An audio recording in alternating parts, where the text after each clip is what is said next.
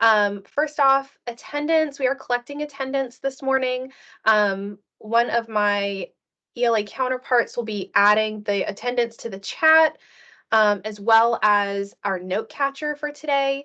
We have a digital note catcher for you to collect any sort of reflections or takeaways, and then a space for some of the prompts that we'll discuss today. And then you'll also see in the corner of a couple of slides, there will be a circle with a number in it, and that circle will correspond to an area on your note catcher to collect information. So if we have a prompt up on the slide and there's a number there, that number will correspond to the space on your note catcher to add that information. So it looks like attendance is in the chat. Done it in a little while. Note catcher is in the chat. Research unit, they've been doing. All right, go ahead and get started. All right, so we'll jump in with some introductions. Would love to hear a little bit about who we have in the virtual room today. So if in the chat you could please add your name, your school district, and then with it being a Monday, some celebrations. What is something that you want to celebrate this morning? I'll share, my niece has recently started rolling.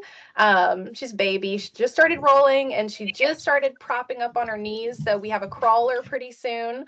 So that's pretty exciting. But tell me a little bit about who's in the virtual room with us, your name, your district, and then something that you want to celebrate this morning. Give y'all a couple minutes to share in the chat.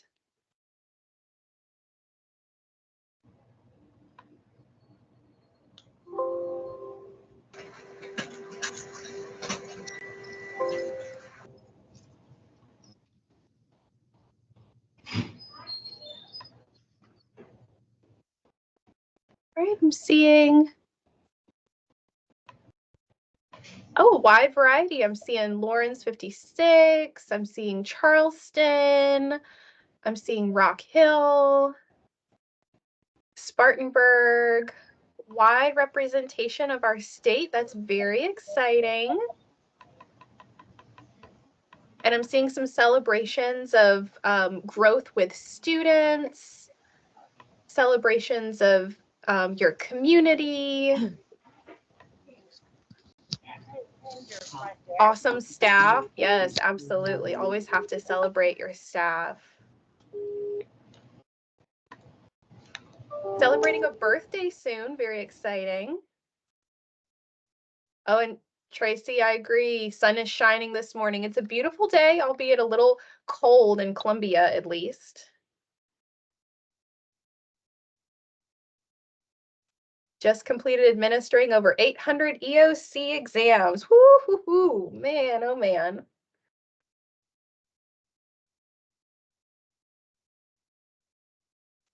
Zipporah, celebrating our Richland 2 teachers. Good to see you, Zipporah. All right. Well, if you've not had a chance to put your information in the chat, that's okay. You can still add it in, but we'll go ahead and move on to our introduction. So I'll start with myself. Casey Prince Harvey. I'm Education Associate for Humanities and ELA Support on the standards side of the Office of Assessment and Standards. And then why don't we start with our elementary associate and work our way up?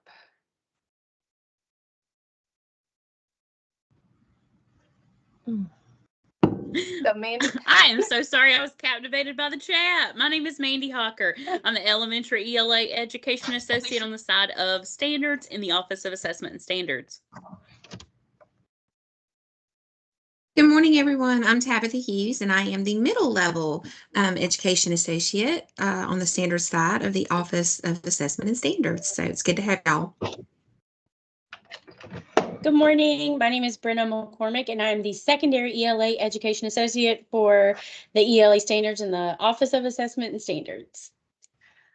And so this is our ELA standards team. I know that I'm speaking today, but our whole team is working together, monitoring the chat, troubleshooting, dropping links. So just wanted to make sure you were familiar with everyone who was in the the virtual room with you today. Again, we are the Office of Assessment and Standards. Our team on the standards side works specifically with the review, revision, approval, and then implementation of academic standards, particularly this team with English Language Arts. And then we also have on the assessment side, development counterparts who work with the development of the statewide assessments that align with those standards. So pretty big team. And then, of course, we have all of our other content areas. We are just that ELA standard side. But we're so excited to be here with you today. We are here to be your partners and to support the work that you do in the field as those experts who are either in the classroom providing the instruction or supporting those teachers who are providing instruction. So anything that we can do to support your work, that is what we are here for. But more specifically, our purpose today, we have two purposes actually. Our first is to review the overarching expectations for our 2023 South Carolina College and Career Ready English Language Arts standards. We know this is a newer concept within our standards document, the overarching expectations. So we want to familiarize everyone with those overarching expectations and then do a little bit of digging into the connections between the overarching expectations, the profile of the South Carolina graduate, and then some core content areas. There's a lot of space within the overarching expectations to connect to our other content areas. And so we'll look at some of that today in ways that we can promote maybe some collaboration across content areas through those overarching expectations. So with that being said, and thinking about our purpose for today, I want you to consider your purpose as well. So in box 1 of your note catcher, you have a space to reflect on your purpose for today. So first, I want you to think about what you want to leave with or develop in your skill set that I and the rest of my team can help support. And then along with that, who you can share your learning with after this session and the impact that you hope it will have on their practice. So whether you are an administrator or a coach or a specialist and you're supporting other teachers, or maybe you are an ELA teacher or even an elementary generalist, who can you share this with, to provide some support and alignment? So take a moment to reflect on your purpose for today. And then in just a moment, I would love to see some of your responses in the chat.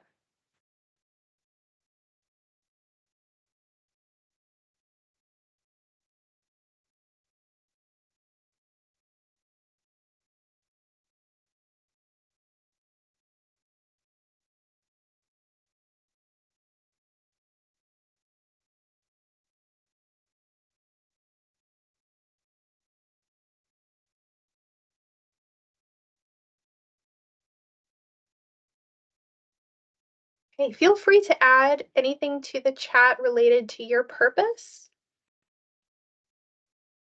Either what you want to leave with or develop in your skill set, or who you might share this learning with.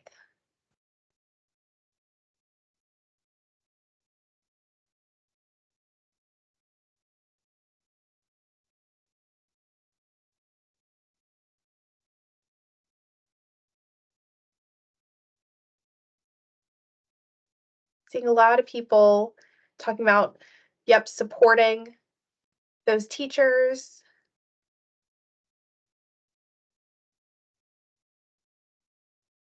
Absolutely.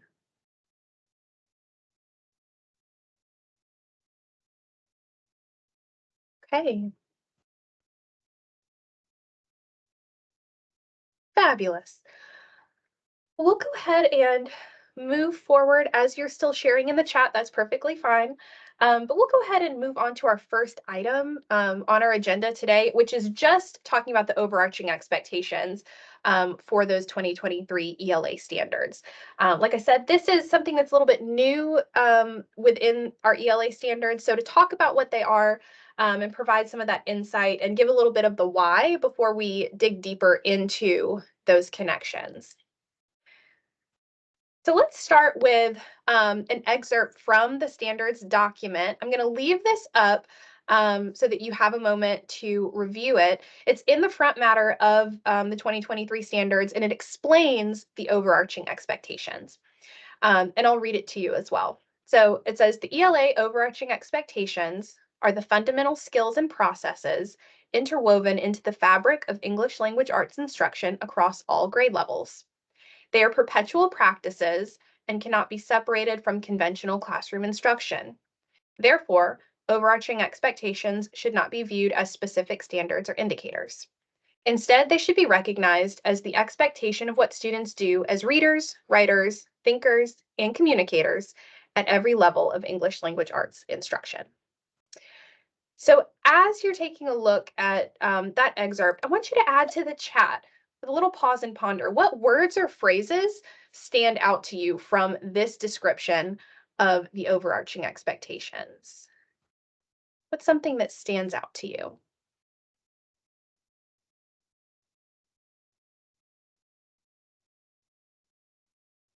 See fundamental skills and processes. Oh, a lot of people talk about interwoven, not specific standards. Yes, very, very important.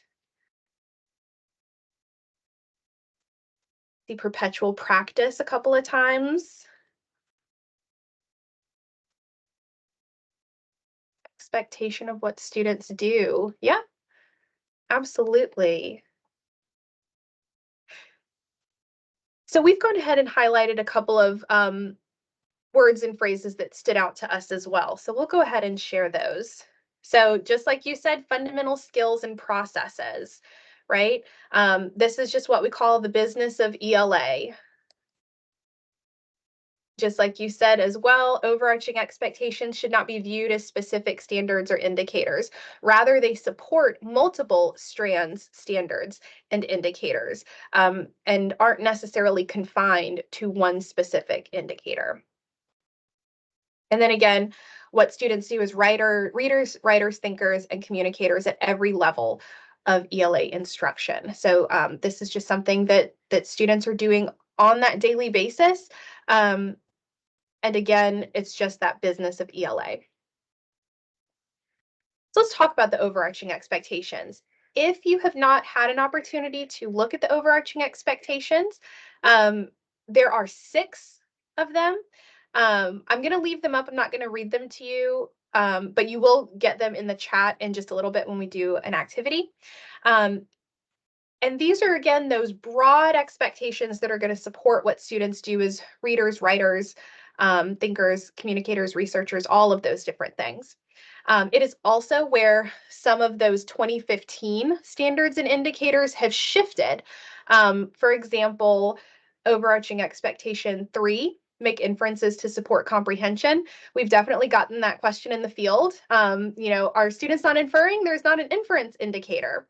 And it's not that they're not inferring, it's just that that's an overarching expectation. So students infer when they read, they infer as part of their research process, they infer when they're communicating.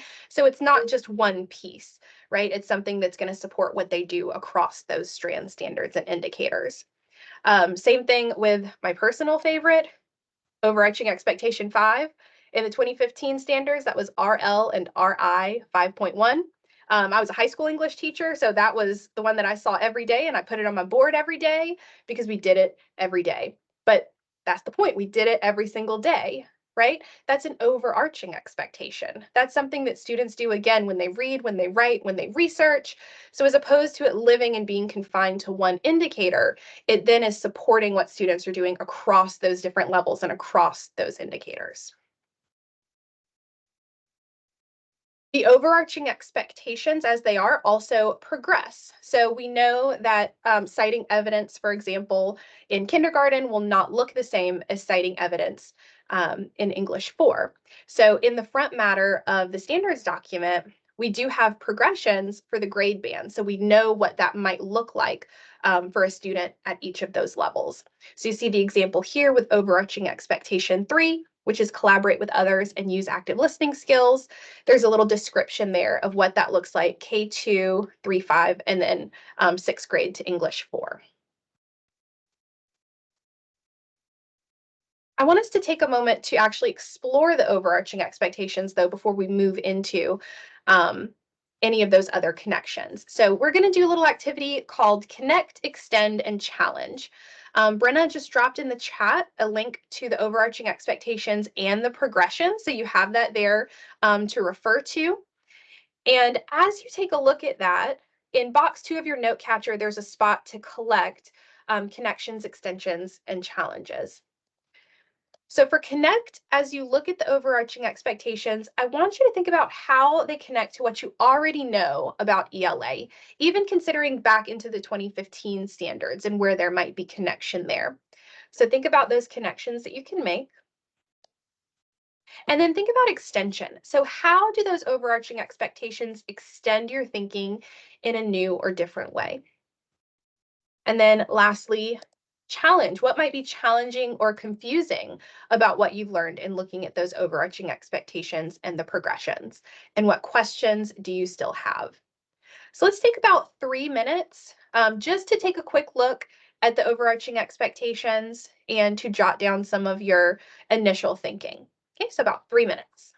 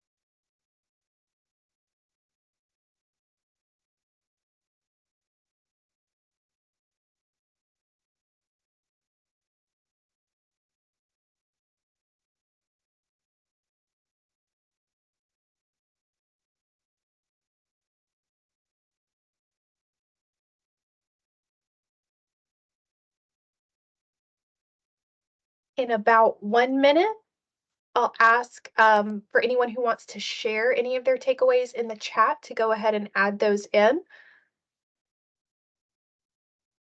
So if you want to start typing or moving anything over from your note catcher.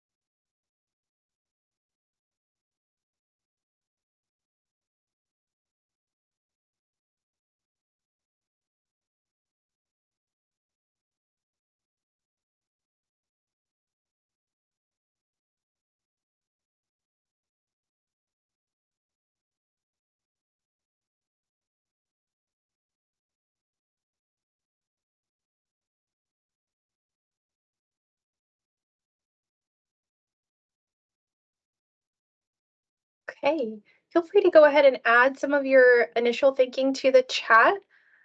I see, okay, connection, the overarching expectations, they're a continuous effort in all grade levels, absolutely. And considering that progression as well, if you want those skills to become more nuanced as students are in English 4, then they need to build those skills early on. So that work absolutely needs to be supported. Even thinking back to the example of collaborating, you know, those are skills that are very important to learn early on in kindergarten, right? So that by the time they are in high school, that collaboration and ways that you communicate with one another is a little bit more refined.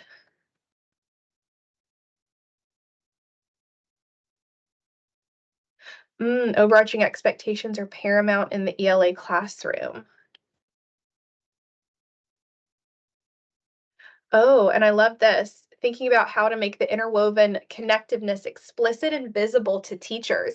And I think we'll see a little bit of that in just a moment when we talk about the profile of the South Carolina graduate, and then also those connections to those other content areas. Because one thing that we have heard in the field when sharing the overarching expectations is that we call it the business of ELA, but in a lot of ways, these overarching expectations are not specific to ELA. They're just good practices and life skills for students, regardless of the content area. Oh, necessary for students to really exemplify standards. I like that. Fabulous, fabulous connections. Let's talk a little bit about our findings. Again, this is just how we do business in ELA. We know that on a daily basis across those grade levels, students are reading and writing for a variety of purposes. They're collaborating and listening. Students are interacting with multimedia literacies, making inferences, citing evidence to explain and justify reasoning, and adhering to citations and formatting that are appropriate for the context. So there's no place that says MLA or APA or specifies one thing over another, because again, we know that it will be dependent on the context. And of course, we know that it will be dependent on the age of the student. But knowing that this is what students are doing on that daily basis, and then connecting outside of that ELA classroom only helps to ensure those skills are stronger and that students see the value in those skills. So with that being said, let's talk a little bit about the overarching expectations and think about it in relation to that profile of a South Carolina graduate. So we're going to pull this up, right? This is something that we are all very familiar with, whether you have it in your classroom or on your office wall, or you get a new one every year like I did. You know, there was always a new one being sent to us to put up. But let's take a look at the profile a little bit more in depth and think about it kind of side by side with the overarching expectations. So Brenna dropped in a copy of the profile. And then you also have the overarching expectations that she previously put in the chat. And you have a space box 3 of your note catcher for this. But again, I love seeing the interaction in the chat, so feel free to add it there as well. I want you to think about how the overarching expectations support the profile of a South Carolina graduate. Where do you see connections between those expectations and that profile of where a student will be ideally when they leave that K-12 setting in South Carolina? Take just a moment to review both of those. If you want to add those connections to the chat, we'll also share some connections that we made as well in just a few minutes.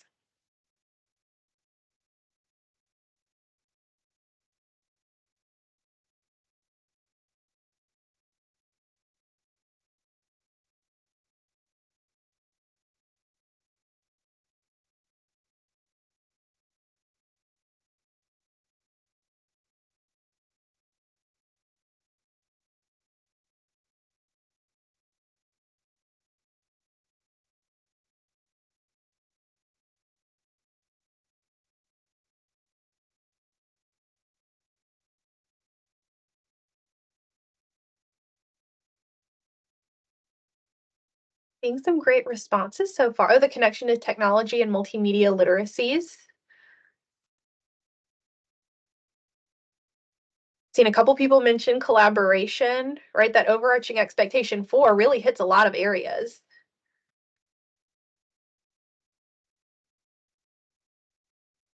Oh, okay. I love this response from Kristen. Every career and/or trade will require collaboration and teamwork. Emphasizing the overarching expectations will reinforce the skill and make the transition into adulthood more fluid. Yes, snaps on that one. Fantastic.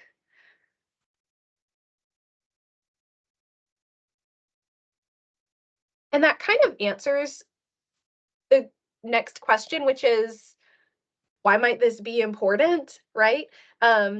Again, just ensuring that students have those skills to be successful when they leave that K-12 setting, and thinking of these as life skills as opposed to something that's compartmentalized into, this is only what we do in ELA, right? It's the business of ELA, but it's the business that supports what you do when you leave that ELA classroom as well. And I think y'all are hitting the nail on the head. can be reinforced school-wide in all subjects. I am so glad that you mentioned that because that is the next thing that we're going to talk about, actually, is how to make those connections across some of those content areas. Absolutely. Share a few of our findings, though. Just like y'all said, collaboration and teamwork can connect with overarching expectation 4. That seemed to be the most common response in the chat, is just being really vital for students. Critical thinking and problem solving in the profile can connect to overarching expectations 3 and 5. Communication, information, media, and technology, again in the profile, can connect to what we see in overarching expectations 1, 2, and 6. That global perspective, again, connecting to overarching expectation 1 and then overarching expectation 2. And then interpersonal skills, connecting again to overarching expectation 4. And these were just a few that we pulled that we saw some pretty clear connections to. I'm sure there's more there that you saw and that we've added into the chat as well. But just making those connections is that first step, and just seeing the value in those connections. All right, which then leads us to the content area connection. So this is going to be a slightly heftier piece because we do have a resource that we will share with you as a part of this section and give you some extra time to explore. So content area connections, as some of you mentioned, these are, when it comes to the overarching expectations, these are things that we can connect to those other content areas in a lot of ways, because we're thinking of them as life skills. We're thinking of them as things that support the profile of the South Carolina graduate that aren't necessarily compartmentalized to ELA. And so for our purposes today, we're going to focus on what we call our core 4, so that being ELA, and then math, social studies, and science. And we're looking at these as a starting point. So not an end point, but just as that starting point for building some of those connections. So you have a spot, again, box 4 of your note catcher, and feel free to add to the chat as well. Thinking about connections to those other content areas, what connections have you previously made or seen between ELA and other content areas? I know we've got some generalists in here who may do a lot of that integration, or maybe you have had some intentional collaboration to other content areas in the past. I would love to see in the chat ways that you've made connections between those content areas previously.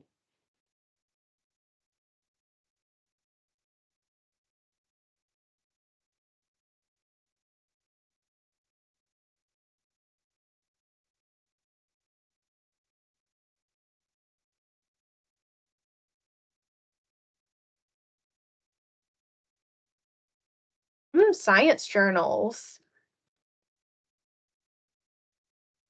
Love that. Citing evidence in social studies. Oh, annotating word problems in math. We have some math standards counterparts who would be very excited to hear about that.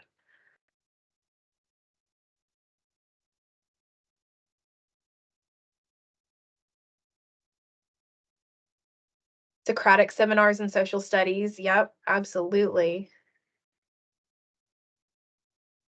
That citing evidence piece, absolutely. Supporting science and social studies in projects and written pieces. I will say, I was a high school English teacher, but I worked in an interdisciplinary program. So I actually co-taught with a biology teacher and an entrepreneurship teacher for the majority of my career. And finding those connections was really, the bulk of my job. And there are so many connections that you can make. And that citing evidence piece and what you're doing in reading and writing absolutely can connect. Yep. Oh, understanding how text features and structures impact understanding. Yeah, because we know that those text features that you see, in ELA might be different from what you see in a science report, or might be different from what you see in a business plan. Absolutely. Collect data on their vocabulary, bell ringers. Okay. Writing justifications for answers. These are fantastic. School-wide literacy strategies. Oh, that's fantastic too. Oh, using the RACES strategy for writing responses. If anything, I think just having these in the chat where as a group we can all see what other people are doing and maybe have some pieces that we can pull back and even take back and share, I think is incredibly helpful. I love that. Okay. We'll keep them coming if there is anything else that you want to add. But we're going to go ahead and talk about a little bit of a resource that we have to share with you today for the overarching expectations. So you'll get this in just a moment, and we'll give you some pretty extended time to look at that and reflect on it. We're calling it the overarching expectations and core 4 content connections. Again, we've started with ELA, social studies, science, and math.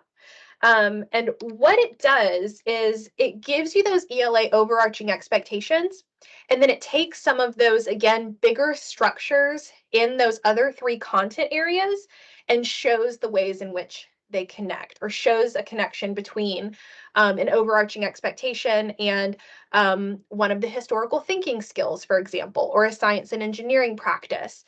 So again, not to that indicator level necessarily, because we know our overarching expectations support multiple strand standards and indicators. And the same thing with those connections in the other content areas. But what you can expect from this is it's a concise resource. It's got kind of 1 page for each of the content areas where you can see opportunities to support collaboration, planning, and instruction across those content areas. So whether you're that generalist and you are, finding ways to make those connections to all of the content areas, or maybe you're supporting multiple content areas or teachers, maybe it just provides an opportunity to have a conversation with someone down the hall and think about ways that you can collaborate or maybe even integrate some of that learning. So I want to pull a couple of examples so you can see what I mean before you get the resource and dive into it. So a couple of examples from math. We pulled overarching expectation 6, which is create quality work by adhering to an accepted format. And you get a little bit of a 2-for-1 special with math because they have newly adopted standards, those 2023 math standards, which are not yet implemented. They just got approved. And then you also have the 2015, which are currently implemented. So you'll have that connection there to the 2015 with the mathematical process standards. In that case, 2015 would be the mathematical process standard 6, which is communicate mathematically and approach mathematic situations with precision. And then in 2023, with those revisions, that's RC1, which is explain ideas using precise and contextually appropriate mathematical language, tools, and models. So again, just seeing that connection could possibly spark some conversation or opportunity to have some collaboration, just like you've shared in the chat. Next with social studies, we've pulled overarching expectation 2, which is acquire, refine, and share knowledge through a variety of multimedia literacies to include written, oral, visual, digital, and interactive text. And with the social studies standards, they use historical, geographic, government, and economic thinking skills. And those are the structures that they kind of use to organize those standards. So we pulled here the geographic thinking skills, gather evidence, and communicate findings. So again, building those bridges to the content areas.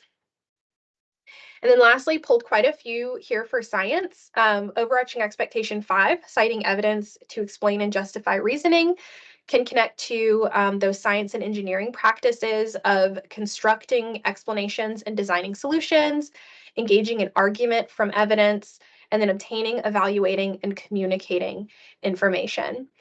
So these were just a couple of examples, but like I said, you're about to get the resource to be able to dive into. And before we do, I just wanted to go back and explain a little bit here. This resource, we actually collaborated with our education associates in math, science, and social studies. They helped to find those connections for us. We met, we talked about the overarching expectations, and they help to pull these. So when you get the resource, you'll also get all of their contact information in addition to our contact information in the event that you ever want to reach out and have any sort of discussion or questions for them as well. And we've talked about the core four. We know that the core four is the starting point here, but I also want us to think beyond the core four, knowing that those overarching expectations can connect to our content beyond the core four. Think visual and performing arts, think your world languages, think your career and technology education. I want you to ponder that for just a second about how you might connect the overarching expectations to that content beyond the core four. Feel free to add that to the chat if there's anything that comes to mind. I know one of the first things that comes to mind for me is world languages, because students are reading, writing, speaking, and listening in that new language. So opportunities there to collaborate and look at some of those overarching expectations could definitely support what students are doing in that world language course. Same thing for CTE. Like I said, I co-taught with an entrepreneurship teacher. I know that students in that course were writing resumes and business plans, and some of the writing that we were doing and some of the preparation there could again connect to what students are doing in that course. So feel free if you have anything that you want to share about courses outside of the core four in ways that you can connect. I'd love to have that in the chat for anyone who may be interested.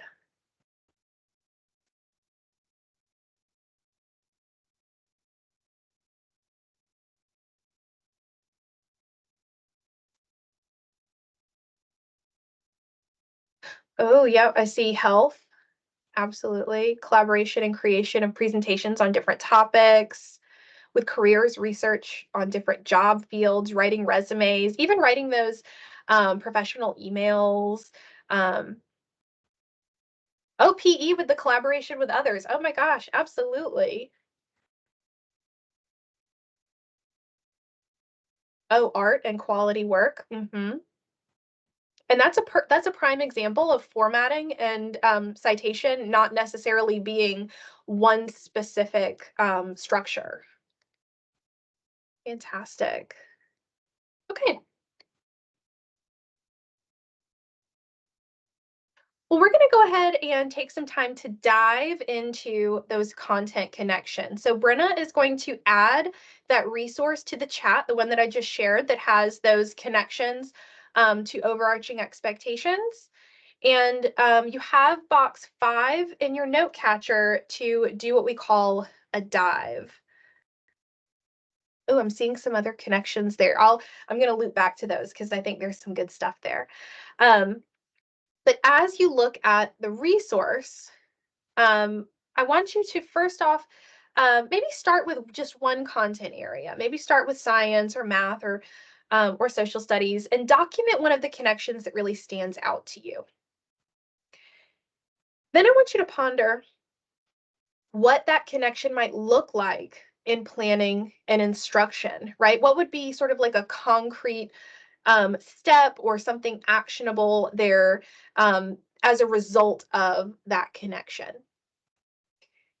Then thinking back to some of the discussion that we had in the chat earlier, consider the value of connecting those content areas and think about how that connection could support college and career readiness. So again, going back to that profile, how does that connection support the profile? And then think about your next steps to further explore this work. Is there something actionable that you could do now that you know that there's that connection? Is there a conversation you could have? Maybe you're a coach and there are 2 teachers that you're like, this would be a great opportunity to connect those 2 people. Or if you're a teacher, maybe there's someone down the hall that you might want to go talk to. So take a little bit of time. I'm going to give it 7 minutes. Pretty good chunk of time there, about 7 minutes for you to dive into the resource that Brenna has added to the chat and then do that dive. All right, so I'll pull us back in 7 minutes.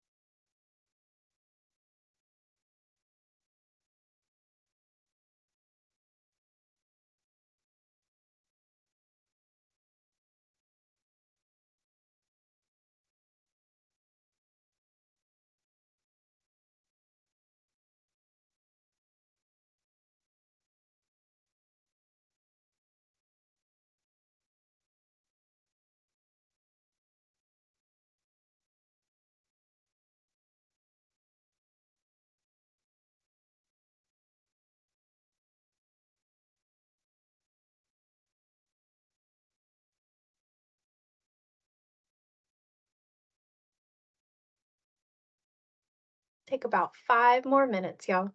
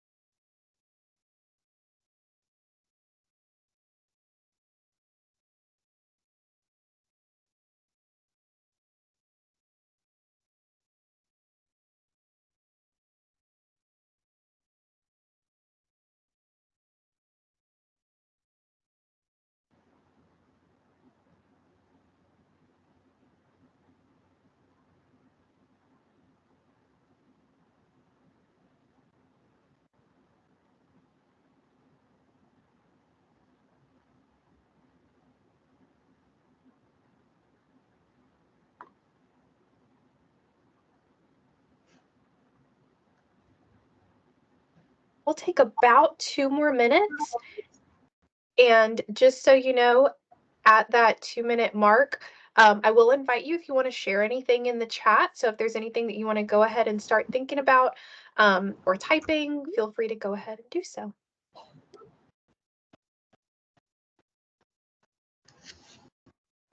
Well, we can add that to our list for Friday if we don't, but we should get it. Yeah, it's like that's a long way away. And that could just be a text in the group just confirming, right? Mm-hmm. She did say.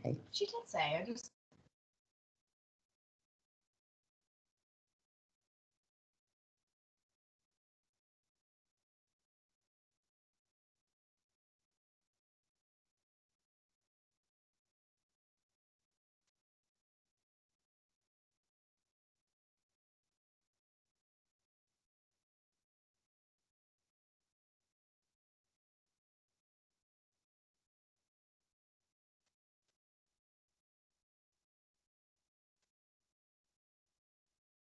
About 1 more minute. And again, after that minute, I'll invite you to share any connections that you made in the chat.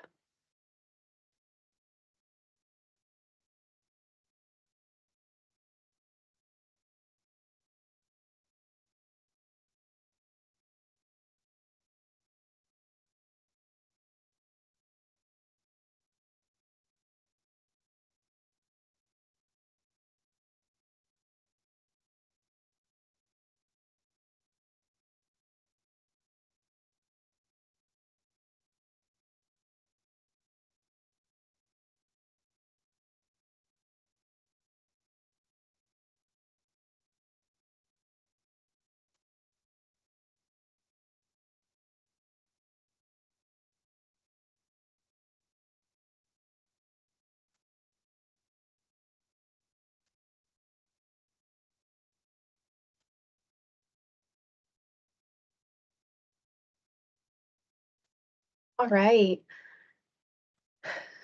Feel free to add in any connections that you made to the chat. I see one so far.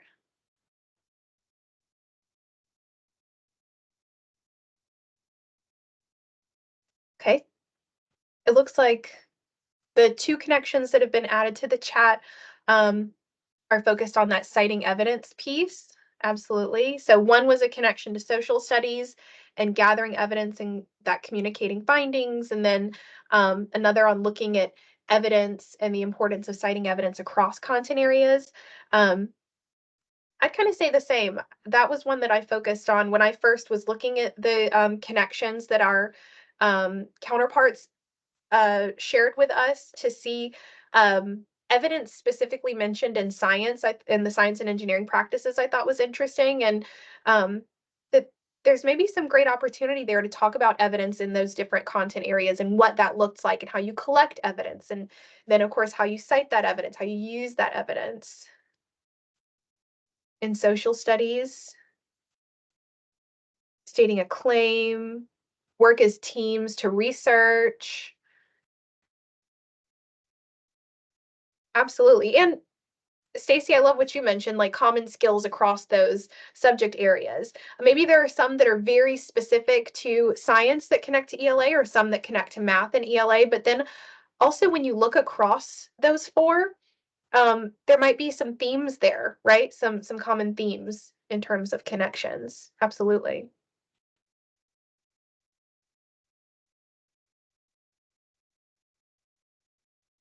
Yeah, just another minute for anything else that you wanted to add. And knowing that these connections are there, right? That someone has sort of explicitly said, here's a way that you can connect what you do with those overarching expectations in ELA to math, science, or social studies.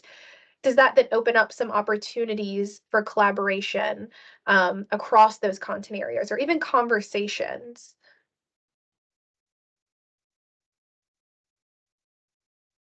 I love that connection to math, opportunities for students to write, draw, use graphs to explain answers,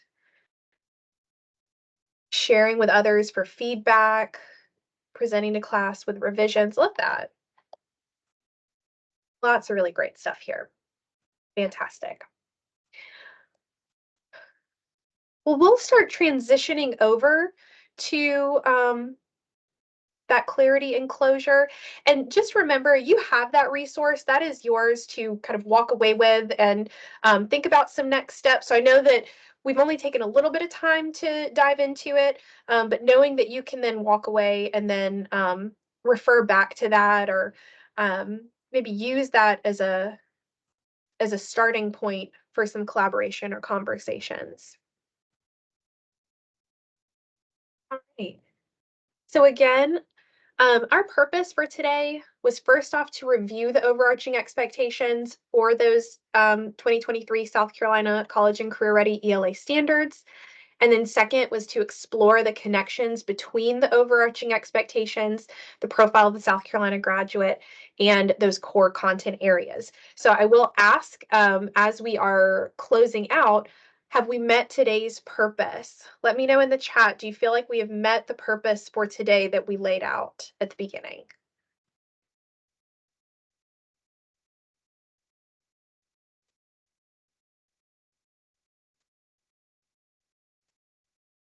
Perfect. Lovely. Okay, that's what I like to hear. Just making sure that everything that we did aligned with what we said we were going to do, right? Always revisit that purpose at the end. All right, and to close out today, we will do what we call a 4C reflection. And you have a spot again in your note catcher for this, or if you want to add it to the chat, you're welcome to as well. Just a way to think back about what we've talked about today. First off, I want you to make a connection between your work and our learning today. Then think about who you could have a conversation with about today's learning. And that aligns, remember, that was one of your purpose questions. Who could you share this with? So think, is there someone that you could have a conversation with? Then I want you to write down one thing that you'll commit to try based on what you've learned today. I've seen a lot of great responses in the chat about evidence, or about overarching expectation 4 with collaboration and feedback. So think about one thing that you could commit to trying, and then consider what could change as a result of today's learning. So I'll give you about 2 minutes, and then any of these four, if you want to take and add to the chat, you can do that as well.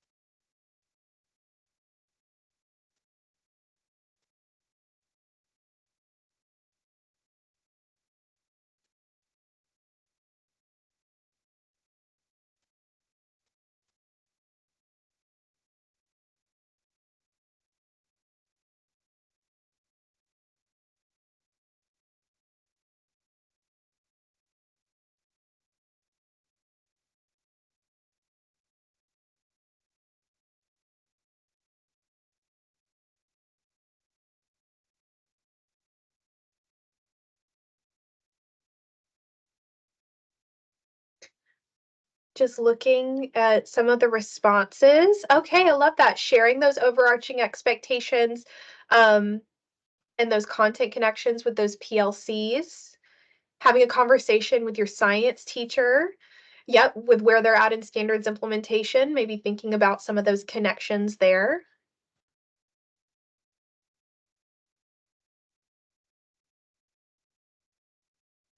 Wonderful. I'm so glad that these are tools that you feel that you can walk away with and share with others, right? Those actionable steps are so important. Okay. Well, and again, if you're still adding stuff to the chat, that's totally fine. But we'll move on to our last little piece here, which is our feedback survey. We have a QR code for the feedback survey, and then Brenna is also going to drop the link to the feedback survey in the chat. We do collect feedback on our professional learning, and we want to make sure that your feedback is heard so that we make any tweaks or adjustments in the future, just to ensure that everything that we do is relevant and actionable. So if you would please take just a couple minutes to fill out our survey, and then we'll linger and listen until about 11:30. So if there's anything else that you felt from your purpose might not have yet been met, or you had a lingering question, we will be here to answer any questions. But other than that, once you've done your feedback survey, then you are good to go. You have those resources in the chat, and I will follow up later this week with those links again. I'll email them out to you, as well as the recording once we get it posted. So thank you so much for joining us today. And if there's anything else that you wanted to discuss, we'll be here for the next few minutes. Thank you.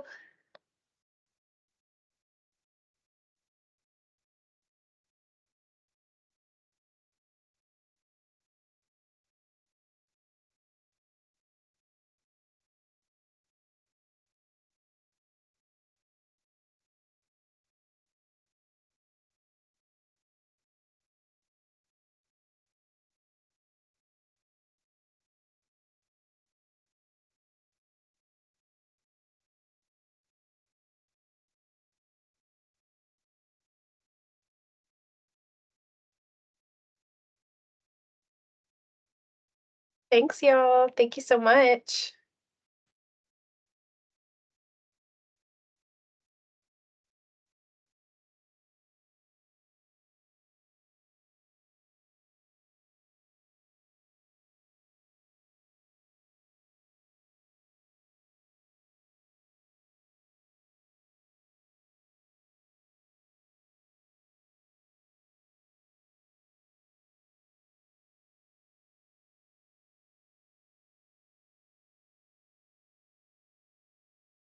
Thank you.